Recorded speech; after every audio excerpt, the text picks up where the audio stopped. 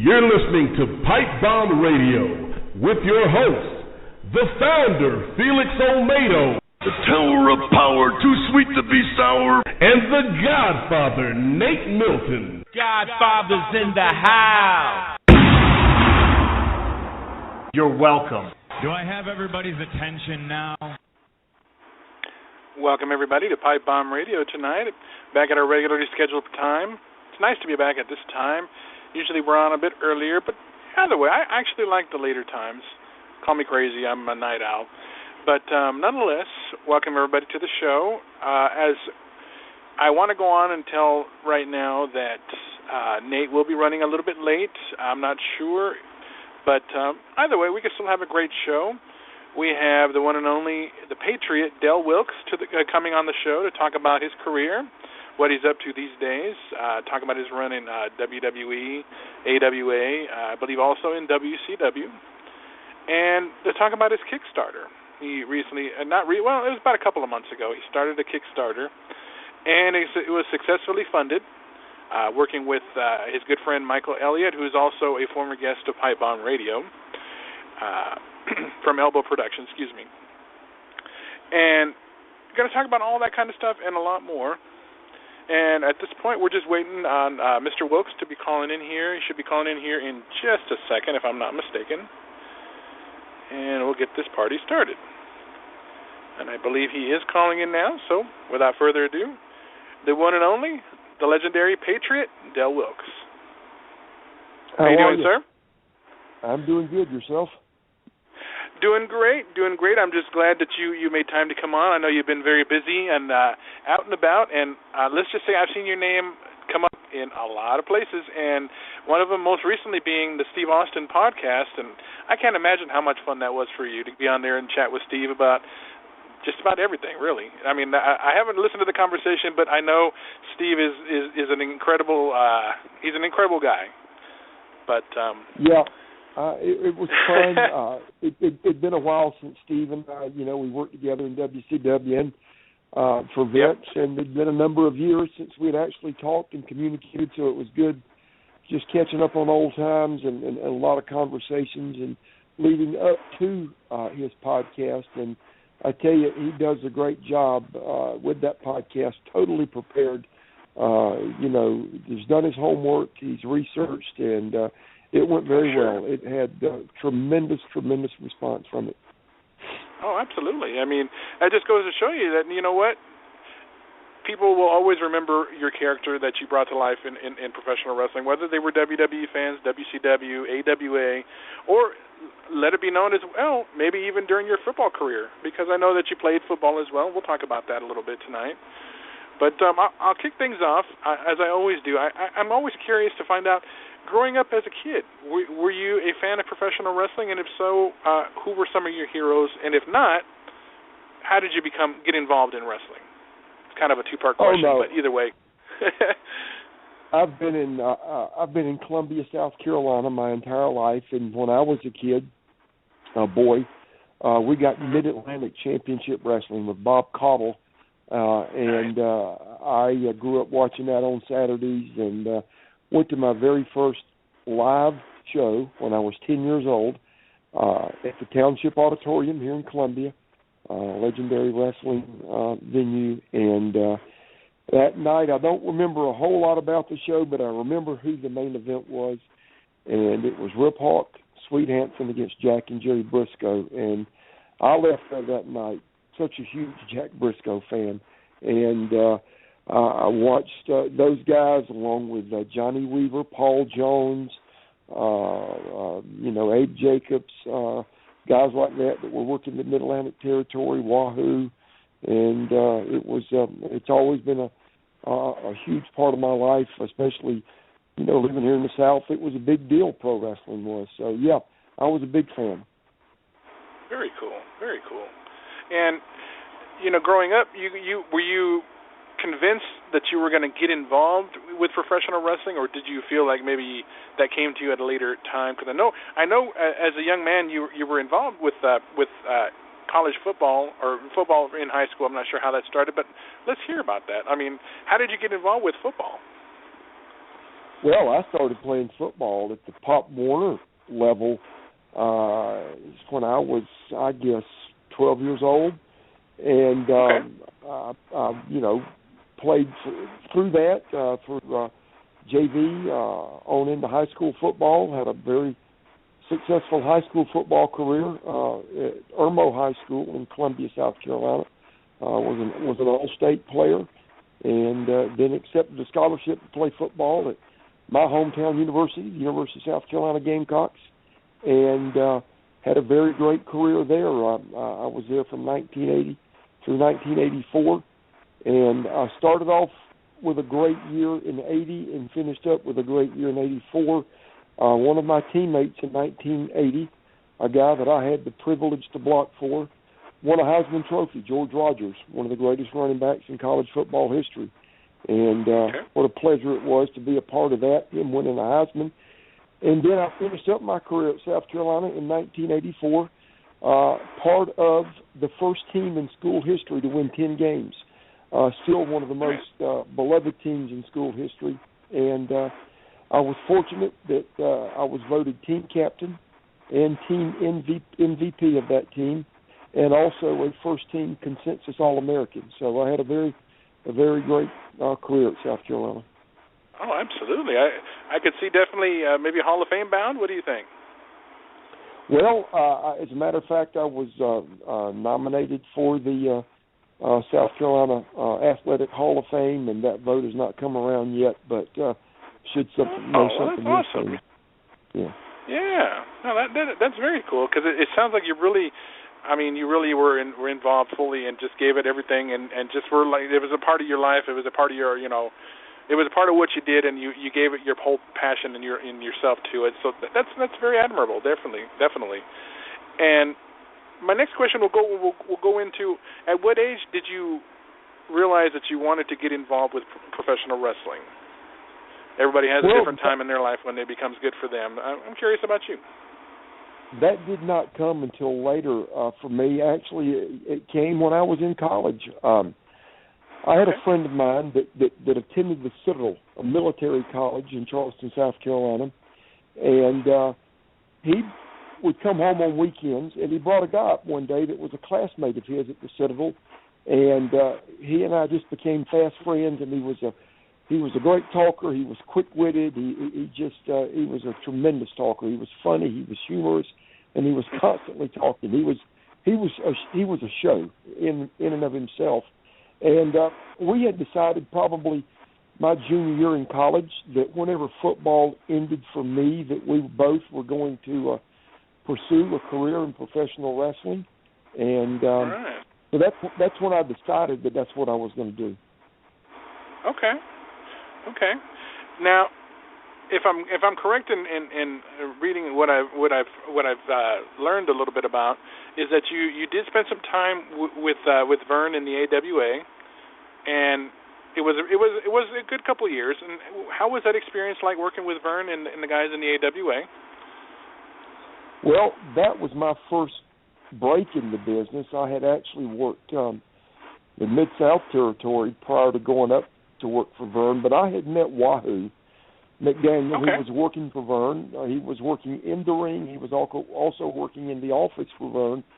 And I was also working some small shows for Moolah, Lillian Ellison, who trained me. I went through her school. And Wahoo still had a permanent residence. Wahoo still had his permanent residence in Charlotte. And he came down to spend a couple of weeks in Charlotte, and Moolah booked him on one of her shows, and I met Wahoo, and he took a liking to me. And when he got back to Minneapolis, he spoke to Vern Gagne about me, and Vern Gagne called me and wanted me to come up and go to work for him. And like I said earlier, it was my first break into business, working as the trooper in the AWA, and they had that time spot with ESPN Monday through Friday from 4 to 5 o'clock, so we were on TV 5 days a week, and it was my first nationwide TV exposure. So it was really a break for me. Yeah, definitely. It must have been a very cool time, and absolutely. And then you transitioned your time let me just see if I'm correct on saying this. If it was into WCW for a little bit before you went to WWE, and getting into the WCW, I believe it was right before their or it may have been during that time, but correct me if I'm wrong. During your time in WCW was before their big blow up when Bischoff took over and everything. Is that about right?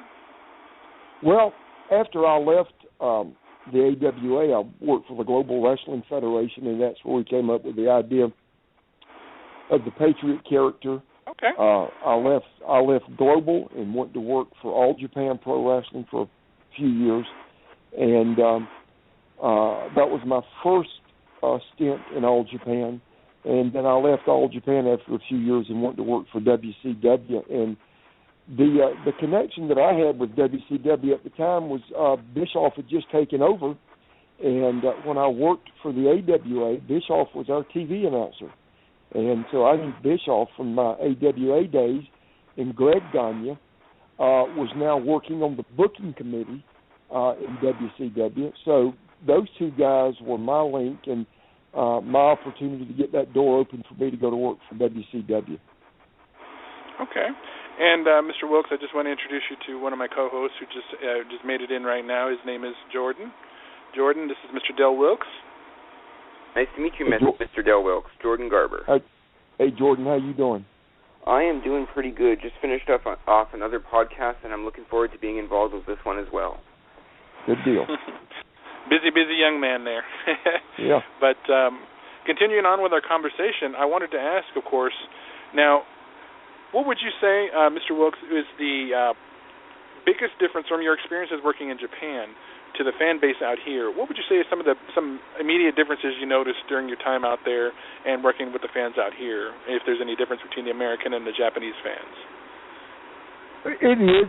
The Japanese fans were very smart fans, and I'm not saying that the American fans weren't, but I think overall it was a little bit smarter fan base at that particular time. But they were very respectful of what we did. They were very respectful of us as entertainers, as workers. The biggest difference for me working in Japan as opposed to working in the States was the style of work. I worked at the time for Giant Baba and All Japan on 2 different occasions, and we sold tickets and we had people watch our TV show on the in-the-ring action. There were no valets. There were no interviews on our TV shows. There were no promos. Every match had a clean finish, 1, 2, 3 finish. There were no DQs. There were no double countouts. There were never, anything like that. It was just on the believability in the ring action. So that lent itself to be a more stiffer style of work, a more snug style of work. But I come from a football background, so that was fine with me. And I enjoyed that style of work more than any other in any other place I ever worked. My years in Japan were my favorite years. Yeah, I find a lot of people say that when they go out in Japan. They find it's just it's a whole nother level of intensity and just, all around the fans are just incredible out there. And they got a lot of passion but one thing I think that I've heard about a lot of people who worked out in Japan is when you're wrestling out there, a lot of the fans, they're not, okay, they're loud, but they're observing the match. They're not saying anything. They're more observant, and then after the match, they get up and get rowdy and enjoy and want to be like high five you and all that stuff. And that I just find that pretty cool. They can be that way now. They were typically that way in the early stages of a match, but what we were doing in All Japan at the time, I mean, we were known for unbelievable finishes. We could have a 30-minute match and 15 of it's a finish, and you've got just one false finish after another, 1, 2, barely kick out, 1, 2, barely kick out, and by this time those fans are literally shaking the building. They're stomping their feet, they're clapping their hands, and at this point in time, whereas they were quieter earlier in the match, now in this finish they are just going absolutely crazy because it's just one false finish after another. And time and time again, you think, well, this is it. The guy can't kick out. And at the last second, he kicks out, and they just explode. So those finishes were phenomenal. Awesome. Jordan, did you have a question for Mr. Wilkes? Yeah, for sure. I was doing some research earlier, when I just got the call to co-host this show, and you actually started out in the American Wrestling Association, the AWA. So many classic matches. I know I'm young, I'm only 19, but I go back, I watch tapes, and I watch some classic stuff.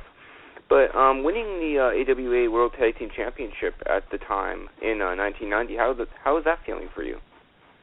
Well, that was a great feeling. That was, to my knowledge, my first belt.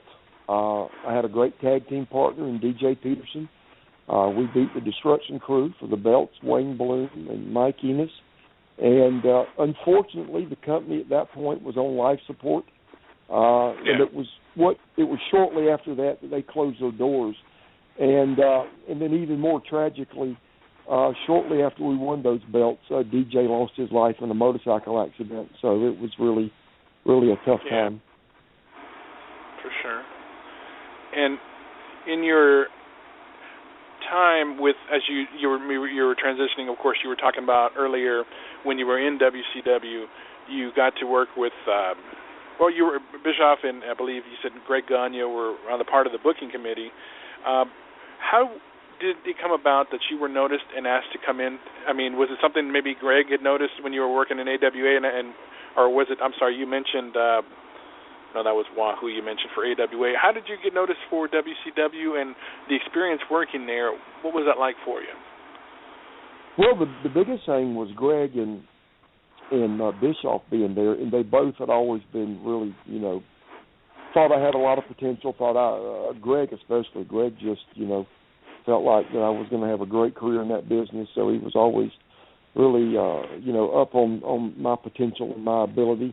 And so that was, what opened the door for me to get in there. Now, once there, I came in as a singles wrestler, but shortly after I got there, they approached me with the idea of teaming me up with Marcus Bagwell and a tag team called Stars and Stripes. And there were a lot of great tag teams in WCW at the time, the Nasty Boys, Harlem Heat, Pretty Wonderful with Paul Roma and Paul Orndorff, and Robert Fuller and Jimmy Golden. So they were knee-deep in tag team talent, and we won the belts twice there, Bagwell and I did. But shortly after teaming us up as a tag team, they brought Hogan in from WWF. They brought Randy Savage in. They brought Brutus Beefcake in. So the direction of the company completely changed. The guys that had been at WCW prior to Hogan and Savage and Beefcake were no longer the focal point of the company. It was now all about Savage and Hogan and the guys that they wanted pushed and the guys that they wanted included in the biggest angles, and it just really changed the direction and focus of the company, and I just really grew very dissatisfied with it, and I had a 3-year contract with them, but after 2 years I just walked. Understood. No, I do remember that time as well, and even watching some videos of with Sting, and even when they would question him about that, because it did seem after Bischoff had got acquired Turner's checkbook, if you will, and brought in a lot of the big name stars, a lot of that focal point went towards them, and a lot of the homebred stars were really left out in the cold. And Sting, I mean, a lot of people had the option to leave, and I know the Stinger stuck around there until the doors closed. But I mean, I do remember hearing a lot about that, and even watching it during those times as well, because I'd been watching WCW for a number of years. And as we transition over into as you left WCW, how long would it have been that you got noticed by WWE and asked to come in and work with them for a little bit? Well, I had on several other occasions actually been in negotiation with the WWF at the time, as far back as the early 90s. And it just never, I actually went up and worked a couple of months with them, and but it just never worked out. We never could, get things ironed out for me to go to work there. So, that had been going on for a number of years. When I left WCW, I went back to Japan and worked for Baba for another couple of years, and then Bruce Pritchard who did the brother love gimmick in the WWF. When Global got started, Bruce was working for Global in a creativity capacity, and got to be pretty good buddies with Bruce. Well, now at this time he's working for Vince in the office, and so Bruce called me up and asked me if I'd be willing to fly in and sit down and talk with Vince because they were interested in having me. Jim Cornette was working up there as well in the creative category with WWF, and I knew Jim real well. Jim Ross also. So I think the combination of those three guys helped get me back in front of Vince again. And I flew up and met with Vince, and we talked for a couple of hours, and I left out of there with a handshake and a guarantee of a 3-year deal. When you were in the World Wrestling Federation, obviously now the WWE, as everyone knows, you were only there for a year in 1997, but during that year, you actually were on main events, you challenged for the world title, you got a good push. Tell us about that experience, and just looking back at that, saying now what you're doing now, you could look back saying that, oh, I had that chance at the world title, I main evented something, I lived the dream a lot of people have dreamed of in wrestling. How does it feel to like main event all of those matches in 1 year? Well, it was fun. It was a lot of fun, and it was. I'll tell you how it happened. When I went into work up there, and when I met with Vince about coming to work up there, he wasn't convinced that a masked character could get over at that point in time in wrestling. Yeah. And I totally disagreed because I'd gotten over in WCW, I'd gotten over in Japan, I'd gotten over in Global. Was one of the top guys at all three of those places. So I felt otherwise. Jim Ross felt that I could, and Cornette felt that I could. So Vince brought me in, and I think begrudgingly worked me as the Patriot. I think his plan was to prove us wrong, that a masked guy couldn't get over and then change my character. But literally the first few nights, the reaction of the crowd told Vince that, hey, this guy is over, and the fans are behind this guy. So then he got the idea of immediately dropping me in that angle in that program with Bret Hart, because Bret was on that big anti-American campaign and anti-American kick. And so I think Vince realized that, hey, this guy is still popular with the fans, and he just inserted me in that slot with Bret, and it was a natural thing. You know, the guy waving the American flag and the guy running America down, the evil Canadian. And it just worked. It clicked. And we worked main events everywhere. And unfortunately, it wouldn't last long because of injuries that I had sustained while working in Japan, very serious injuries that were, I realized that were going to probably shorten my career, and they eventually did. They cost me my career. Those injuries did. I'd blown my knee out, and I'd ripped a tendon in my tricep. Literally ripped my tricep off the bone, and just had a series of surgeries that just forced me into retirement, and that's the reason it ended as quick as it did in the WWF. Understood. And we get to the most recent thing that's been going on that most already are aware about is your Kickstarter that was set up with a former guest on Pipebomb Radio, Michael Elliott, with Elbow Productions, that was successfully funded, mind you, to do your documentary on your life and your career. Now, what led to Mr. Elliott reaching out to you and wanting to do this? Is this something that he'd been trying to get to you to do for some time, or is just something that kind of sounded like a good deal? And I mean, Mr. Elliott's had a great background of interviewing some of the biggest names, some of the biggest legends of all time, and you're a part of that. And I think that's awesome. I'm curious how that all started for you. Well, when I left the WWF in '98, I literally walked away from wrestling and just turned my back and completely disconnected from wrestling. I did nothing associated with wrestling for years. And it wasn't until a few years back that I finally agreed to start doing some appearances and things like that. And my wife had set up a Facebook page for me. I had no idea what social media was. I still struggle with it, but she had set up a Facebook page for me, and through that, Michael was able to contact me through Facebook and approached me about the idea of doing the documentary.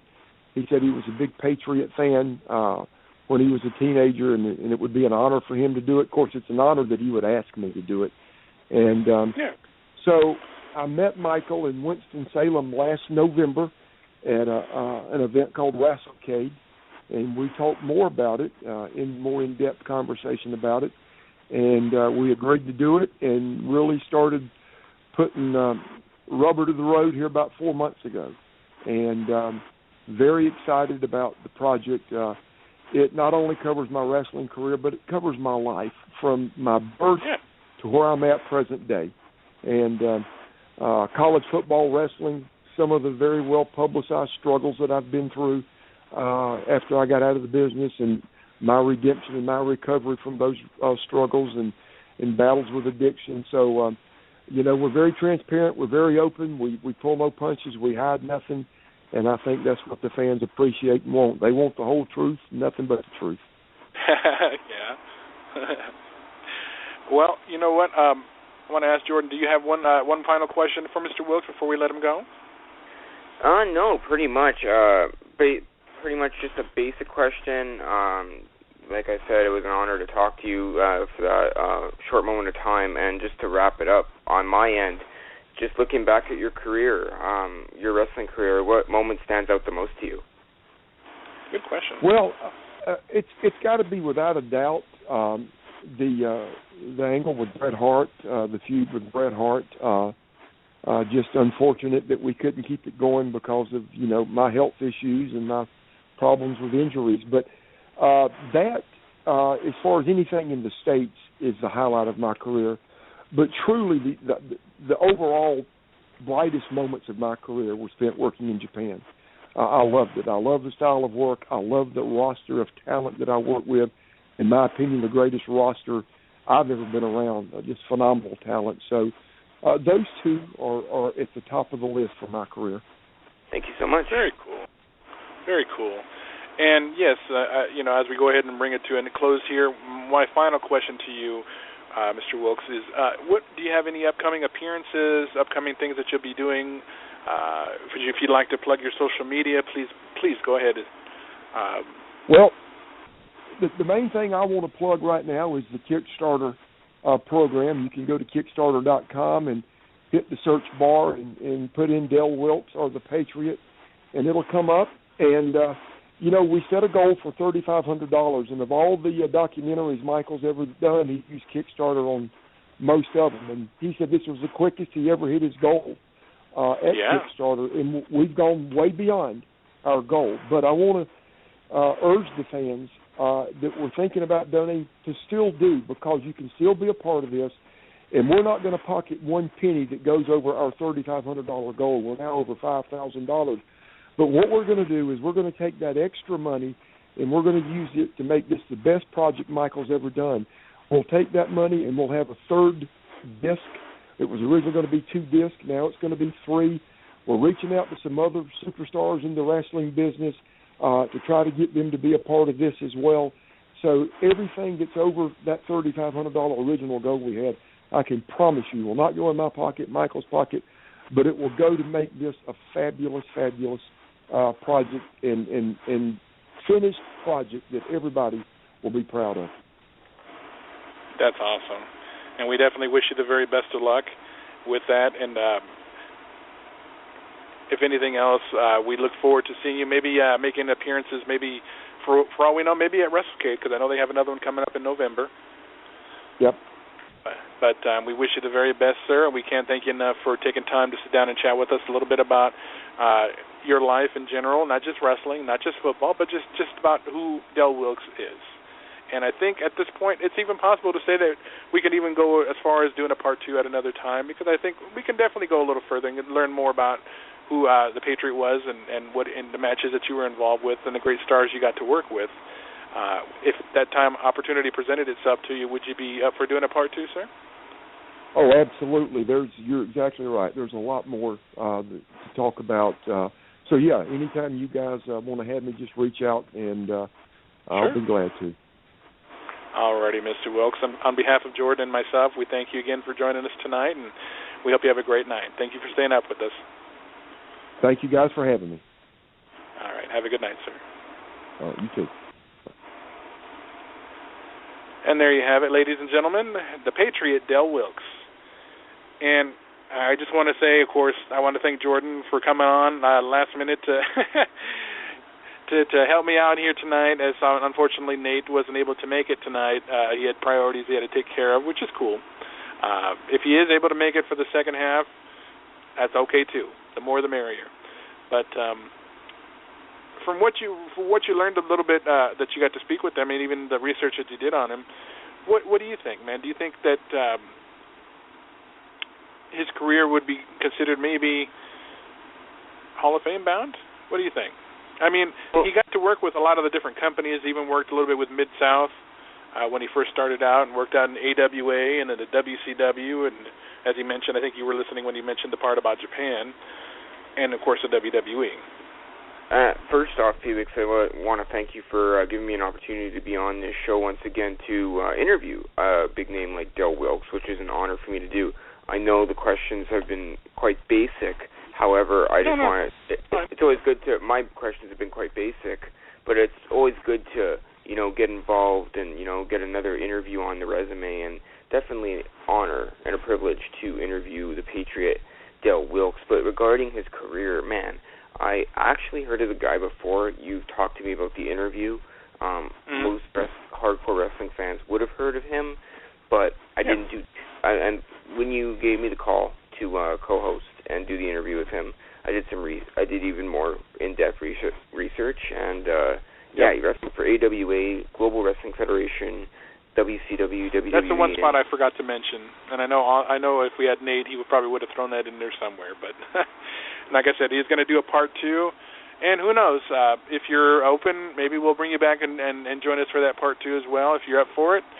But definitely want you to stick around for a little bit so we can chat about what's been going on, not only in WWE, a little bit of TNA, but also want to touch about what's been going on with you since we parted ways. But in the meantime, what do you think so far of the stories leading into Battleground? I know, obviously, coming off of Raw last night, it it was interesting, but I'd love to hear your feedback, man. Go for it. It was quite interesting, I like the stories leading into Battleground. It has a really good dynamic, and just to see Brock Lesnar and Seth Rollins, that's going to be a good match. Except for the car door, though, when Brock Lesnar he actually literally accidentally threw a car door at a kid in the stands, but it's all good. The kid's okay, and he got some free merchandise, and he got to meet the stars, so that's always good. But, that was a big botch. But besides that, it's leading into a good show, most definitely. Yeah, absolutely. That I find that very comical too, because it wasn't meant to be that way. But the Allstate Arena, I can speak from experience because I've been in that arena. It's not a very big one, and let's just say Brock is a freaking beast. It's an understatement. That man's strength is incredible, and WWE is going to do all they can to make sure that the kid and the parents go home happy. No lawsuits, because God knows they get plenty of them. And that's another thing I want to bring up, going off the subject of WWE. Now, I'm not sure if you've heard or maybe discussed it on your other shows that you take part in, but recently a group of the old-timers, veterans that were in WWE or just in wrestling in general, guys like a Billy Jack Haynes, former guest Blackjack Mulligan, I believe, and I could be wrong on this one, but I believe they mentioned also, I'm drawing a blank for a second there, Russian Bear, Ivan Koloff, there we go, and a few others that I'm not sure of the names, but are taking part in a lawsuit against WWE, and I believe another one was Matt Bourne from the original Doink. They're his family. They're suing WWE years later, after being involved in the company and dealing with a lot of the head trauma, the pain and suffering and all that good stuff. What do you think about that? Because I know I have my opinions about it. Well, you got to look at their point of view, too, and I do respect their point of view. I really do. But the point and the fact of the matter is that if you're becoming a wrestler, and if you're making it to the big show, which is obviously the WWE, you got to know what the risks are.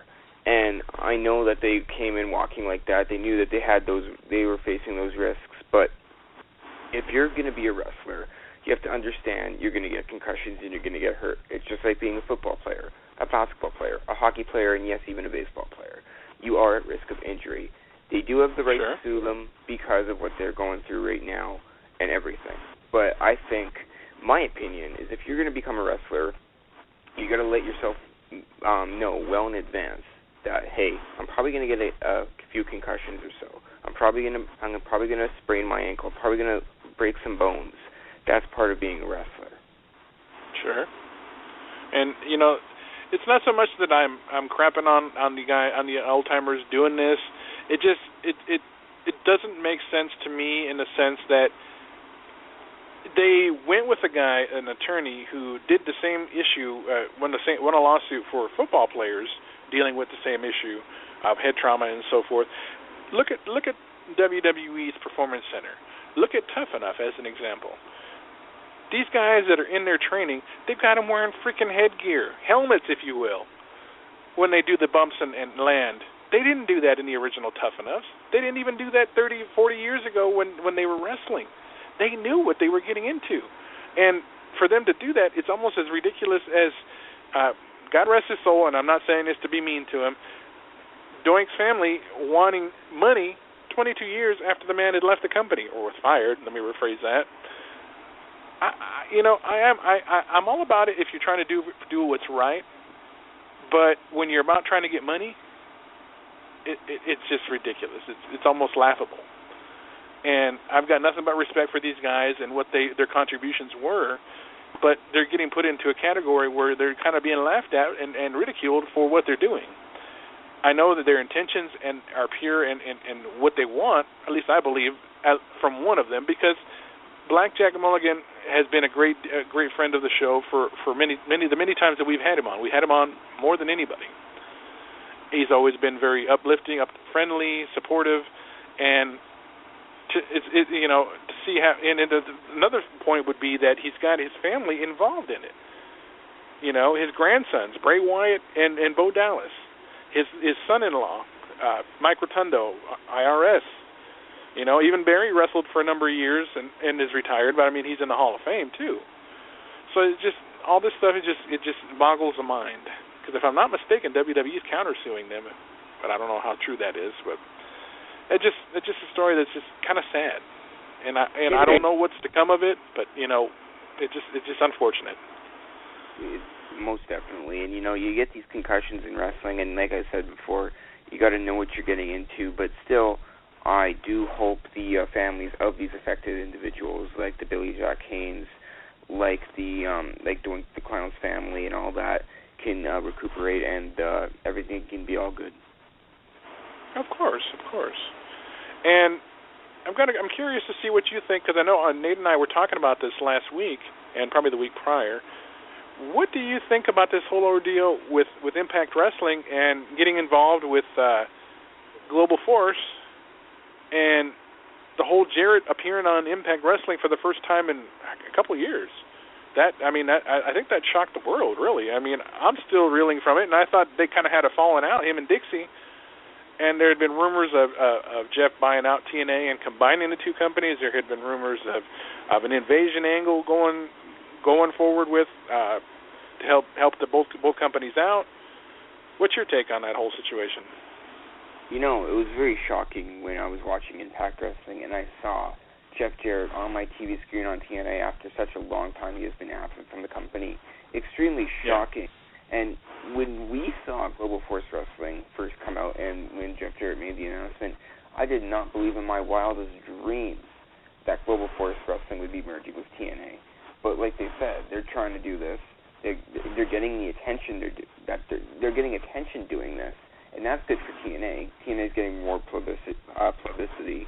And Global Force Wrestling, it's totally, the product looks so great, you have the great roster and everything. I think if they join together and they join forces, they can create something awesome, which Global Force Wrestling already is. I like the ballpark ideas. Like they do they have the shows in the minor league ballparks, which is awesome. I don't know if it's just because I'm a baseball fan, but I think that it's really cool. And I think it's shocking and it's unpredictable. I'm really excited to see what happens with this in the future. Yeah, most definitely, man.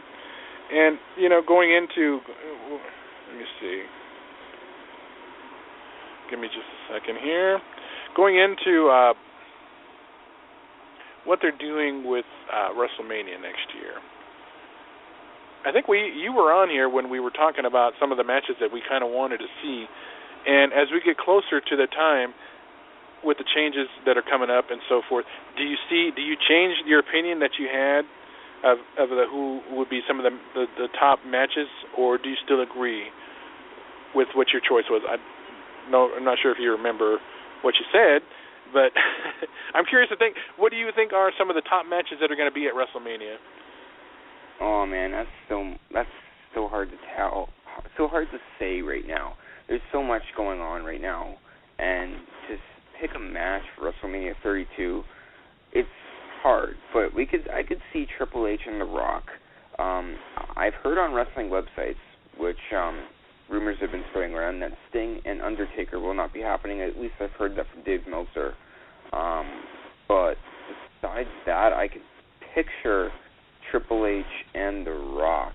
I don't know who The Undertaker would be facing. I don't know if The Undertaker would give it another year or not. But it would be good to see him wrestle for one more match at WrestleMania. But I don't know if he has. He's had so many matches and he's so injured in his career that we don't know if he's going to have a match at WrestleMania 32. But definitely that would be good, really good to see again for sure.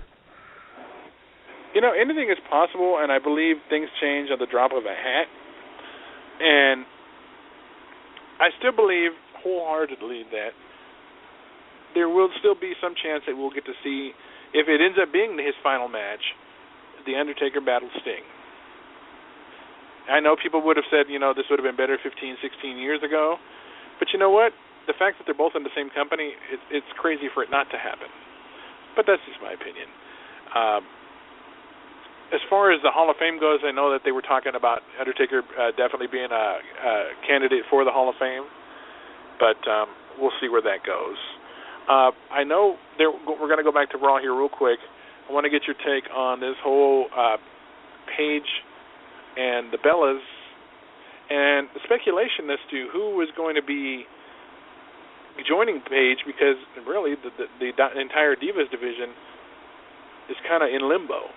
And the Bella Army, the Bella Dynasty, if you will, has been kind of running things for the last almost a year now. Well, and there had been speculation that it was going to be WWE Hall of Famers Trish and Lita, also rumors of NXT Divas Charlotte and Sasha Banks. So I'm curious to hear what your take is on that. I think the storyline is really cool. For now, for the next few weeks, I think the feud's going to continue where Paige is, left on her own, which is kind of crazy because normally, it's not all the time, but sometimes you would see all the baby face divas stick together. But since the Bellas are heels, all the other divas are sticking with her, even the baby face divas, which is kind of weird. But yeah, definitely. I can see something happening with Paige and people joining Paige's side. That's just part of the storyline. Eventually, some divas are going to be joining Paige. I don't know who, but I'll tell you one thing, it's going to be a surprise.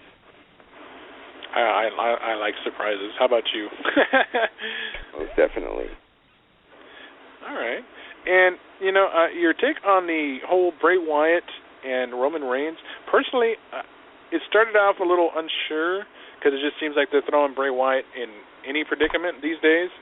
But I like where it's going. I like the fact that it's bizarre but intriguing. It's like you're not sure what to make of it, but you kind of want to keep watching to see what's going to happen next. You know what I mean? Yeah, Bray Wyatt. I've said this many times on this program, and as well as many, many others, that Bray Wyatt is so entertaining, and his promos are gold all the time. He doesn't even write a script down. He doesn't even, rehearse. He just does it all on the fly, and every time he just nails it point on. And Bray Wyatt, is continuing not to fail. This feud's going to be great, honestly. I like the feud where Roman Reigns went after Bray Wyatt, and they went into that, and Roman Reigns went into that small room, and there were pictures of Roman Reigns and his daughter or son or something, and there's just writing all over the wall. It was like, Bray Wyatt is an evil genius. I love this story. It's great. No doubt, man. And as far as the other stories going on, I mean, it is what it is. I know Tough Enough is back on again tonight, and the return of Total Divas, their most combustible season yet. And I'd be lying if I said I wasn't going to be watching. I actually am going to be watching as soon as we get off the show here. So there is such a thing as oversaturation, and I think at times I believe they hit it. Sometimes too much is not always a good thing. I don't know. I want to see Impact and Global step it up. I want to see somebody stand up to the monster that is WWE. Not saying that they could ever have the money that Ted Turner had, the backing that he gave WCW, but the fact that they have an alternative to watch in prime time and live would be nice. I still believe that there could be a chance. It may not be tomorrow, may not be next month, may not even be next year, but I like the possibility that it could happen. I have hope for that. It could happen. Like you said, nothing in this business is impossible. However, WWE has Vince McMahon, and Vince McMahon is a genius. He is a billionaire. The guy is literally untouchable when it comes to wrestling sometimes with WWE. No, there's so many other great promotions out there, but WWE, I have a feeling that WWE forever is going to remain as the top company in the world because of Vince and Vince's family, because they just have all the power and they're geniuses. Yeah, I mean, you hit the nail on the head there, man. But we're going to turn things over, and I'm going to go ahead and ask how things have been going with you. I know that you still do your shows with the VOC, and I believe you have your own one-on-one that you do. What's been going on with you since we parted ways last, man? What's been up with? What you been doing?